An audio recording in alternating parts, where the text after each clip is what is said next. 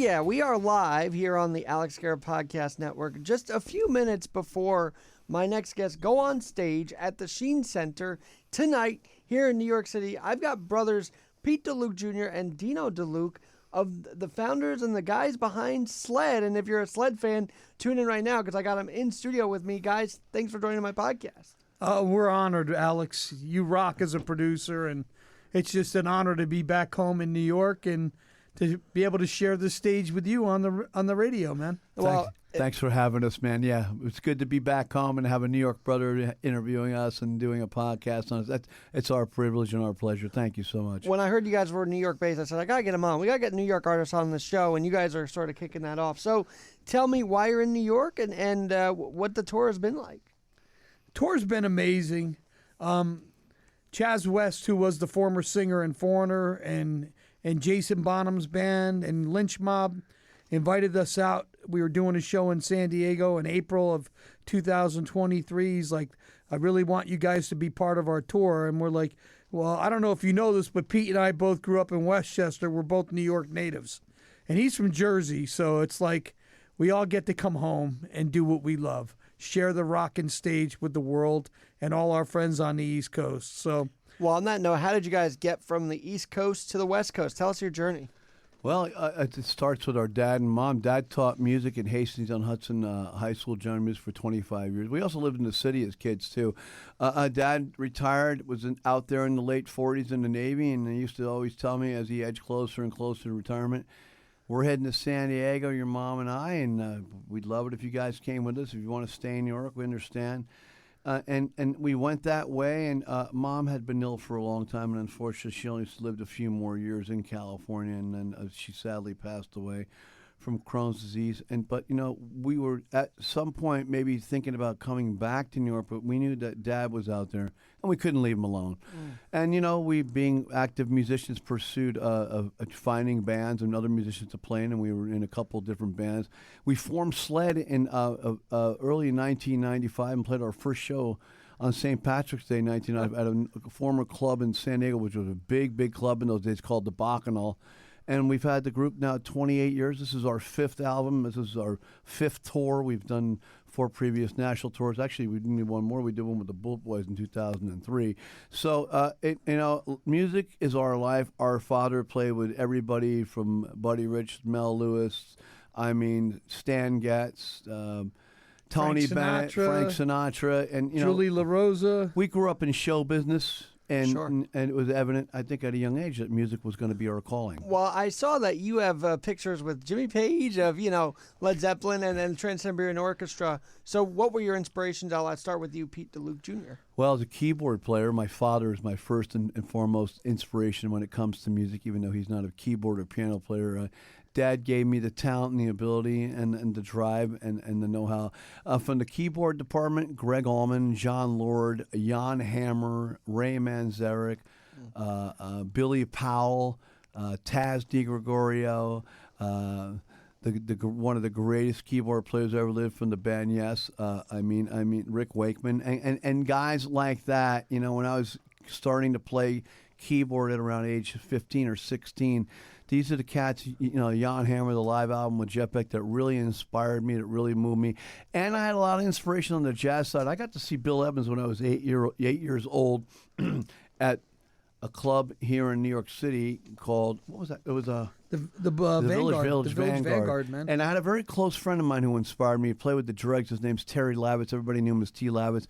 I love Terry. May you rest in peace. He was such a good guy. We were friends, and I've had the honor of becoming friends with guys like him and Derek Shrinian. Shout out to Derek. I love Derek. And God, right now in rock and roll in the world of keyboards, I don't know if there's anybody more talented or gifted than Derek Shrinian. He is a virtuoso, and he's a very inspiring guy. So these are guys that I've always looked up to, still continue to look up to, strive for excellence like they do. And one more, a good friend of mine from Irvington, New York, Parker Riley, who is a brother who's helped us so much. And thanks, Parker. We love you for that. Yeah, we do, man. And we have a lot of really good friends here in New York and the city and the Bronx and Manhattan and Westchester County and on Long Island, and our family in upstate New York and Schenectady, the DeLuke family, and many of my cousins up there. And we're going to actually stop in and see them in a couple of days. So this is where it all came for me. And then my brother Dino's on the same railroad track, but maybe a track number 2. So go ahead, Dino. Well, I mean, Alex, did you have any particular questions you wanted to ask me? I mean, so Dino, how about you? Because you're the drummer of the band, and you've been a big part of this. But as drummer, Buddy Rich, anybody come to mind? So when I talk about inspiration? here's a great story.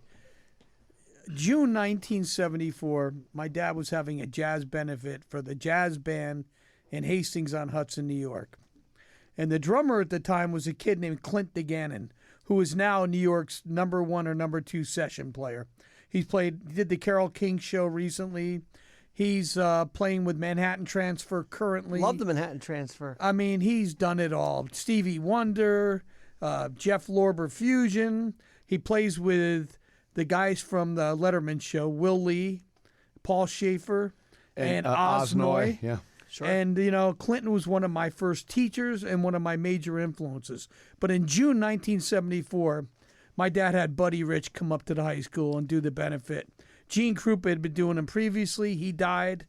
So I got bit by the bug. I saw the most incredible, greatest of all-time drummer, Buddy Rich. Got to meet him, got to see him play, got to know his daughter. She sang that day, Kathy Rich, who still has the big band going. She's leading the Buddy Rich big band to this day with her boyfriend, Greg Potter. And so that's how I got into drumming. Wow. Well, for the both of you, obviously you're both brothers, so you both had this musical bug from the beginning. But when you decided to form a band, what was it like getting people, to support both investors and even people to join the band as well? We had a big cover band in San Diego since 1987. And we decided you can only go so far playing cover music. If we're going to really take this to another level, we have to write songs and make records. And that's what we did. Al Petrelli from Trans-Siberian Orchestra, also of the band Savatage, Megadeth, Alice Cooper's band, decided to get involved with us. We were on a tour with Blue Oyster Cult, and he was filling in for one of the guys, and he liked me and Pete so much and the music, he's like, let me take you guys to Paramount in Los Angeles and work on this record with us. And so Al, who's now the musical director of the Trans-Siberian Orchestra, put us in the studio in Los Angeles, and it was on, the first SLEDD record, which was called Dopamine. And from that point on, it was just about, we started working with Great White, which we're on tour with Jack Russell this week, and Mark Kendall, his guitar player at the time, decided to get involved with us. He produced our second record, and he managed our band for 4 years. Pete, you told me there are 3 different genres that sort of intersect in your music. Can you talk about that for a moment? Yeah, so, I'm really primarily a rock keyboard player. And even though I was inspired by guys like Bill Evans and I mean, some of the jazz greats, I had a chance to meet and see people like Billy Taylor and Bill Evans as a kid growing up. And while I'm really not a jazz player, I'm a huge fan of jazz, especially bebop. I'm not really that type of player. So getting back I'm more into the rock roots. I just heard a guy like Greg Allman, who was probably my biggest influence. The Live at the Fillmore East album was such a gem for me, and listening to him play Hammond organ and sing, and just, God, man, he really moved me so much. And a guy like Billy Powell on the piano side, playing honky-tonk, ragtime, southern rock piano. I'm a huge southern rock and roll fan. 2 of those guys, and then I got into Ray Manzarek, man. And what can you say about the Doors? And God, I'm just a huge Doors fan, and guys like those guys like that. And then as I got more into heavier and hard rock, John Lord was my total influence. And then I have a fusion side to me with guys like T. Lavitz and Jan Hammer, who not only did Miami Vice, but he did a live album with Jeff Beck in 1976. And most really schooled, well-educated rock musicians who loved guys like Jeff Beck, loved that album, cherished that album with songs like Freeway Jam and Blue End. And, he's making a monophonic synthesizer sound like a guitar, and that really turned me on, man. That was like something like, man, how is he doing that? I've got to find some way to be able to do something like that. I could never put myself in the category of these types of guys, but they were such large and big influences on me, man. And, I've always aspired to try maybe a conglomerate of all the two have combined into me, and I am who I am. I'm a proficient songwriter. I do a lot of songwriting. I produce and I arrange, and all elements of music move me, man. And I just was given a talent and a great ear and a keen insight to be able to do things like that. And you both write songs for these different albums. So did starting the band and knowing that, we can't just be a cover band, we have to write, did that both wake up your writing gene, or have you been writing songs for a long time, even before SLEDD? Well, actually, funny enough, our other band, Nemesis, which we started in like 87, like Dean said, had some moderate success with its own set of original music, and we were playing at places like FM Station in Hollywood and Reno, Nevada, and I've been writing for, I don't know, probably 30, 35 years, man, and I wrote a bunch of stuff and music for that band, and I had some co-writers and Paul McClendon and people like that, and T.J. Brinjack and Drew Folk, and I mean, for some reason or other, for me, I don't know, how do you get the talent to write music? I always tell people it's like a little record player spinning in your head. The needle comes down, and a melody comes into your head, and I finally learned how to translate or transport that melody in through my hands, and that's how I write. Dino? So I started with a band up in Westchester as a kid. I was 14 years old, and I played with guys like Garrett DeKay, Parker Riley, Drew Folk, Chris Costello, Vinny Totoro. And then I got into rock drumming kind of after I was a jazz player. John Bonham, Joey Kramer from Aerosmith, those were my two biggest influences. It was something to me which it became contagious. And I played all over Manhattan, at the Underground. Okay. I played at the Rising Sun. I played the Fore and Aft. And our band did real well. And that band was called Up in Arms. It consisted of Barry Harrison, Rob Mendola, Drew Folk, Garrett DeKay, and myself. Mike Rogan was part of that band, a guitar player, great player. And to this day, I still keep in touch with a lot of those band members. And they've all been invited to the show tonight at the Sheen Center, at the Loretto Theater. And that's Ian Pace, another big influence to me as a rock drummer, and all the different bebop drummers, Elvin Jones, Tony Williams. But my favorite drummer right now was Jeff Beck's drummer, Vinny Colaiuta. And Jeff Beck, for the last 30 years of my life, has been my favorite musician, guitar player, just an extraordinary player. Steve Vai, another guy I've always cherished. And we've been grateful enough to be able to do what we do, man. So it's been nothing but good stuff, Absolutely. Well, you mentioned you have a radio show as well, and that's why you're in the city. So tell us about the radio show in San Diego. Yeah, so during the pandemic, Kerry Rothman, who's also the co-founder of SLEDD and Swell Radio, RFUA, along with Gene and I, Kerry had some investors contact him in reference to doing something with the band while it was a lot of downtime. And they said, hey, would you guys be interested in going on air and doing a radio show? And we were, well, we've never done anything like that. But, in something bad comes something good. And we just came up with Swell Radio RFU. And we have our friend Steve O'Rourke, our resident musicologist. He goes by the name of Ozzy, hence the name Swell Radio RFUA. And Oz is a friend of ours from high school back in the Westchester County days, and he does the show normally. I don't think he was available today. But, we just started doing it out of our love for music, and we share headlining names, and when we share up-and-coming artists, it's an hour show from 7 to 8 p.m. Pacific Daylight Time, 10 to 11 on the East Coast here, and it airs every Saturday evening. And what we're really doing is we're just trying to get it's radio for unique artists, right? So what is unique? How does that covers a wide angle and boundary of a different type of musicianship. But we feature all different styles of music as well. And a lot of times it's bands you never have heard of them. And we're giving them a chance to be heard on the radio. And where can you guys be heard? Just give us the call. So it's AM 1170, FM 96.1 on the answer, KCBQ San Diego and Swell Radio. And then it's www, all one word, swellradiorfua.com.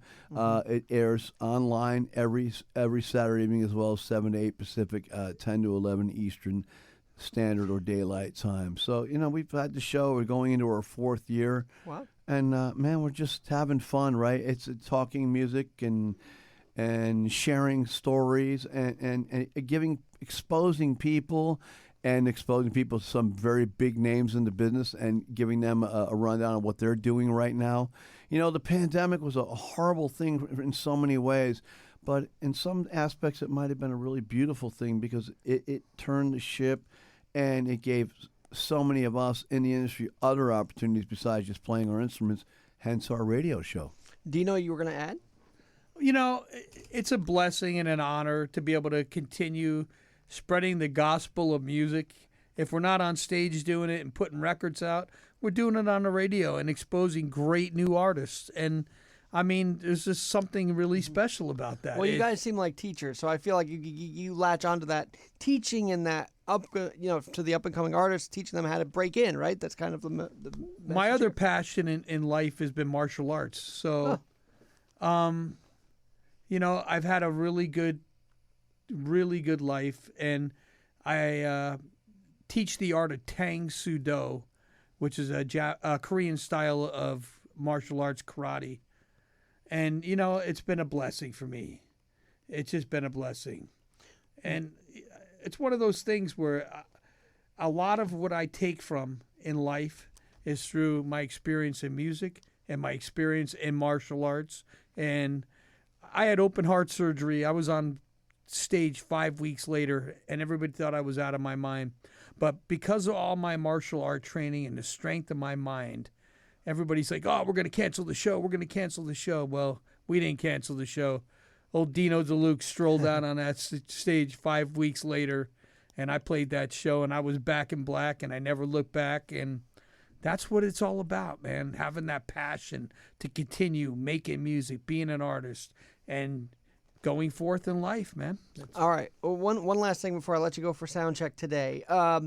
It's Halloween week. Is this not one of the best times to tour? Because I think rockers and heavy rockers and metal, they all love the Halloween time to go to a concert. So what's that like? Is this your first Halloween tour? You've been on tour for Halloween before. Well, you know, It's our second, actually. Halloween is a big party night, right? For not just the kids running around getting candy, but for a lot of kids who never grew up, and I guess guys with long hair that play heavy metal, rock and roll, hard rock and roll, we're included in that category. And the people that are in our world, or even the people who are the non-musicians that follow our music and our musical group and stuff like that, Halloween's the second biggest party night next to New Year's Eve, right? Well, I'll tell you this much. The first time we actually really ever played with SLEDD on Halloween was at Seneca Niagara Casino in Niagara Falls with the amazing Tesla. Great band. And it was a really good show. But, you know, being able to play in Manhattan where our roots are and be able to do what we're doing tonight, I'm really looking forward to rocking New York City tonight, man. And an honor and a pleasure. Where can we get tickets? Where can people buy tickets tonight? At the Sheen Center. It's just sheencenter.com. 18 Bleecker Street. Yep, tickets are on sale right on their website. And also, I would just want to add, both Dino and I, being native New Yorkers coming home, the fall is the most beautiful time and the most beautiful season in New York State and New York City. So it makes it extra special to actually be here. We haven't been in New York on Halloween in 39 years. That's not true. Not in the city. Oh, you're right. We played in Niagara Falls, 14 years so that's ago. Technically being in New York State. But I'll say this much. We're at the Loretto Theater. The show starts at 7 sharp tonight. It's at the Sheen Center. 18 Bleecker Street. You don't want to miss the show. And remember our motto, don't forget to rock. All right. Well, that was SLEDD. That was Dino and Pete DeLuke Jr. And Pete, I love the way you took out your segments each segment. Can you take me out of one of your songs and your signature to break? I love the way you do that on radio. We're going to go to a commercial break. You're listening to One Leg Up with my brother Alex Garrett in New York City. We'll be right back after station identification.